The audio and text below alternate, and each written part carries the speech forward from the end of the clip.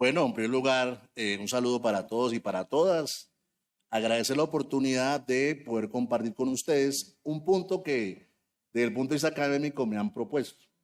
Y es sobre, para ser francos, un artículo muy preciso del proyecto de reforma laboral. Y es el que tiene que ver con el del contrato colectivo sindical. Digamos que pues esa es mi primera tesis doctoral y pues en mi calidad de docente en la Universidad Externa de Colombia, pues la universidad ha decidido publicar este libro y creo que en Colombia no hay otro libro sobre el tema. ¿Qué es el contrato sindical? Pues muy sencillo. La posibilidad que tiene una empresa pública o privada de hacer un contrato con un sindicato. Entonces, el primer punto que quiero resaltar desde el punto de vista jurídico es que ustedes como representantes analicen si este artículo que prohíbe el contrato sindical puede ser por la vía ordinaria o debe ser por la vía estatutaria. Pero reitero, ese artículo preciso, porque ese artículo está prohibiendo una figura que está protegida en el artículo 39 de la Constitución Política que habla de la libertad sindical, en el artículo 55 que habla de la negociación colectiva, y para ser francos, no hay un derecho en Colombia con más garantías en virtud del bloque de constitucionalidad que la libertad sindical. Eso quiere decir que es bueno que ustedes analicen si una vía ordinaria puede prohibir una figura como estas. Segundo, ¿qué ha dicho la Corte Constitucional frente al tema del contrato sindical? Y esto es muy importante.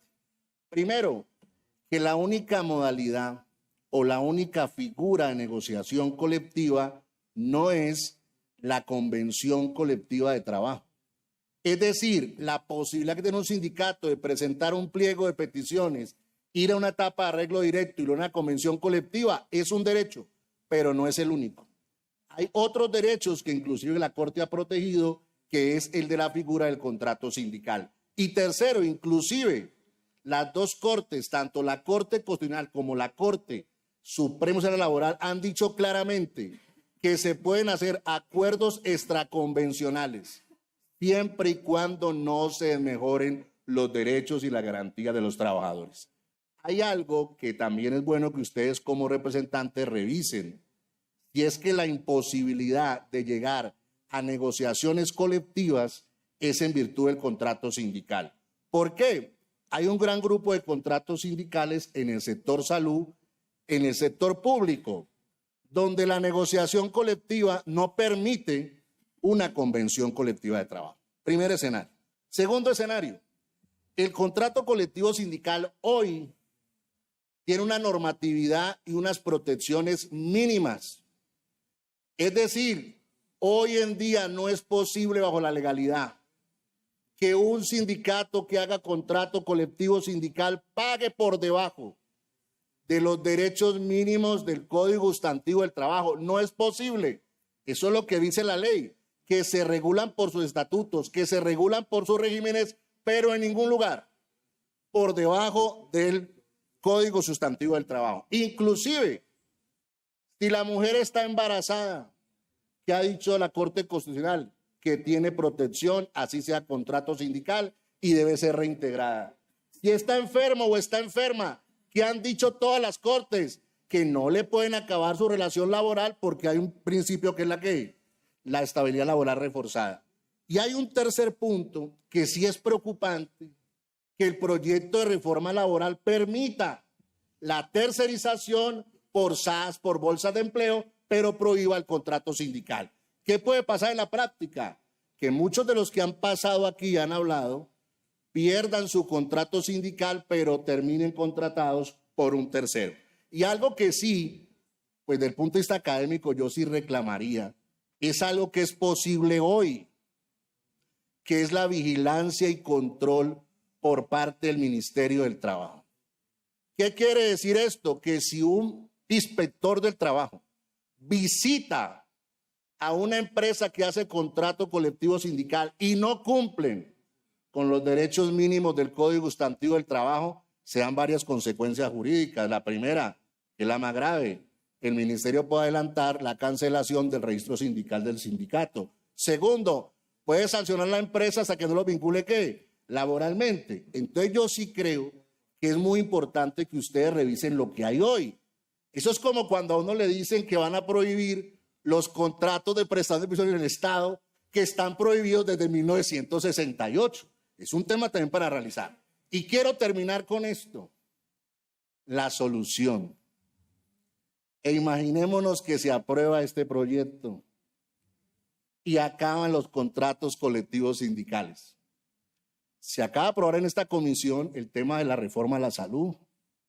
Y el personal de las ESES, empleados del Estado, que en teoría se llamarían ISE, o son empleados públicos o son trabajadores oficiales. No hay otra categoría salvo que puedan tercerizar. Eso quiere decir que en el sector salud la solución ¿cuál sería? O hacen unos concursos para los que están en carrera, participan en la carrera, pero con esto puede pasar que personas que llegan a un hospital público 10, 15, 20 o 30 años por diferentes modalidades pierdan su empleo. Y ese es un tema que es bueno que ustedes revisen. Segundo, en los hospitales públicos son la minoría los trabajadores oficiales. Y es solamente para lo que llaman servicios generales, conductores, etcétera, etcétera. Tercero, imaginémonos que se acaba el contrato colectivo sindical y entonces la entidad vincula directamente a los trabajadores que hoy son afiliados partícipes. Ojo con esto, recibirían lo mínimo, que es lo del Código Sustantivo del Trabajo, pero perderían los derechos y garantías que han logrado vía negociación colectiva bajo el contrato colectivo sindical. Y ese es un tema que revisar. Y finalizo con esto, que me parece más complejo. Aquí también hay sindicatos que han llegado a la figura del contrato sindical para salvaguardar una empresa y han perdido la categoría de trabajadores oficiales y entonces ingresarían a una entidad privada o pública, en teoría, como trabajadores particulares, lo cual para ellos es un retroceso. Yo desde el punto de vista jurídico y aprovechando ese tiempo que tengo acá, quiero decir lo siguiente. Primero, es bueno que ustedes revisen como Comisión Séptima si la prohibición de un derecho fundamental en virtud de lo que ha dicho la Honorable Corte Constitucional, pero con esto no estamos hablando de reglamentar, estamos hablando de prohibir. Y si ustedes establecen que en Colombia se aplica el bloque de constitucionalidad, ojo con esto, el derecho más fundamental de todos en la OIT, que lo han mencionado, es la libertad sindical, no hay otro. Inclusive hay 5 pilares. Inclusive el derecho a la salud se convirtió en fundamental del 2015 para acá. La libertad sindical siempre ha sido un derecho fundamental desde 1991 con la Constitución Política de Colombia. Segundo, yo sí lo que creo es que a este país en materia de contrato sindical le hace falta vigilancia y control. Y que si en verdad todas las denuncias que se han planteado son ciertas, pues la pregunta es, ¿y dónde están las sanciones? ¿Por qué ojo con esto? Cuando uno habla de libertad sindical, tiene varias acciones jurídicas. Primera, Procuraduría. Y si es una entidad pública, puede sancionar a las personas. Segundo, si hay violación de la libertad sindical, es un delito. La Fiscalía debería que intervenir. Eso establece el Código Penal. Y tercero, el Ministerio del Trabajo sí tiene que la posibilidad de inspección, vigilancia, control y sanciones. Yo sí lo que creo es que, pero esa es una opinión personal, este es un país que está lleno, estoy en el Consejo de la República, de normas. Pero es importante que ustedes vean que prohibir esta figura puede generar al final del día más desempleo que de pronto garantías y derechos. Muchas gracias para todos y para todas.